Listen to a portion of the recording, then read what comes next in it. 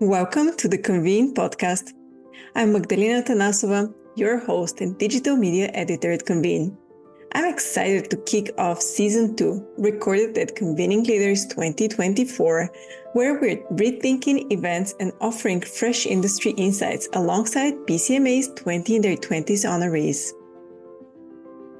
In episode 1, I sat down with Nikki Gonzales from Soundings Connect and Jen Vaseleck from Matirtz, discussing strategies for keeping things fresh with a seasoned boss. I feel like the hot topic has been like, what does Gen Z want? What do they want? What are they talking about? I would say give a little bit more grace to these incoming graduates. If anybody's struggling or like worried or scared for this, what do these people want? Honestly, we're just really excited to jump right in. We're probably have no idea what we're about to get ourselves into, but we do really appreciate, those who come and reach out to us. We've all learned from every generation that came before us, right? And after us, we all learn from each other. Yes. And so be open to new ideas and a new way of doing things or a new way to learn. Don't shut somebody down just because they're younger than you, right? They may not have the same experience or the same amount of experience that you have, but that doesn't mean that their ideas aren't great. Episode 2 dives into digital design, featuring Alana Mallory from the Society for Maternal-Fetal Medicine and Matthew Johnson from Medscape.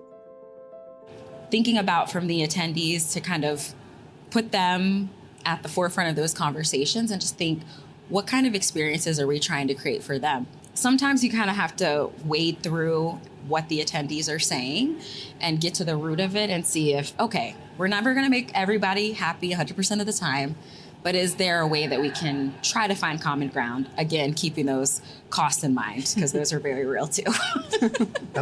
It's very true. And I think something we did, during the pandemic, is we set an expectation, right? As planners, we were striving to innovate and make sure that we had a great product to deliver, knowing that we had to go fully virtual. I think we propelled them forward in a way that set a new expectation, and now we're struggling as an industry to meet that expectation because of all the other costs and having to do the in-person. But the ones, the attendees that want to attend virtually still have those same expectations. So it's really challenging to reach both of those in a way that makes everybody happy and our budget's happy, stakeholders happy. So.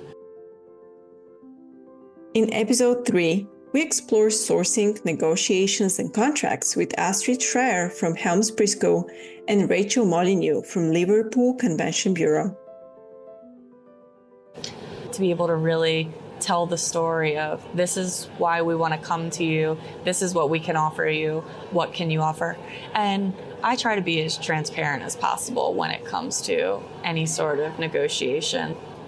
It's really hard, but I think it's really important to just manage expectations, and on both sides actually, because the client always wants the lowest price, but you know that the hotels will not give them that, and it's difficult actually, and I don't think that anyone's probably perfect at it. It's just managing expectations.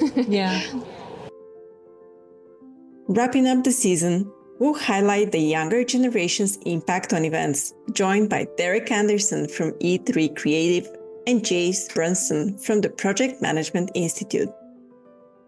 I like to jump in with as much optimism as I can possibly jump into any event with. And really for me, the sky's the limit. And so it's just that excitement of knowing that I'm up for the challenge and passing that along to the client of saying let's do this. Let's do something big. It's really fun to be able to do and see them at the end go, wow, we really pulled that off. We did it and everyone enjoyed it. Yeah, I think for me, being in association management has been really fun for my age group, because every association I've ever been in has been really small until recently.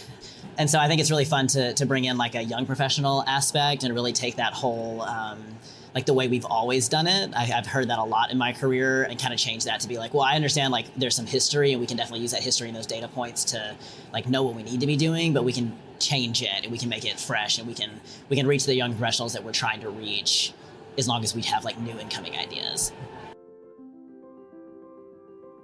I'm excited to bring you this new season of the podcast, and I hope we've whet your appetite for what's to come.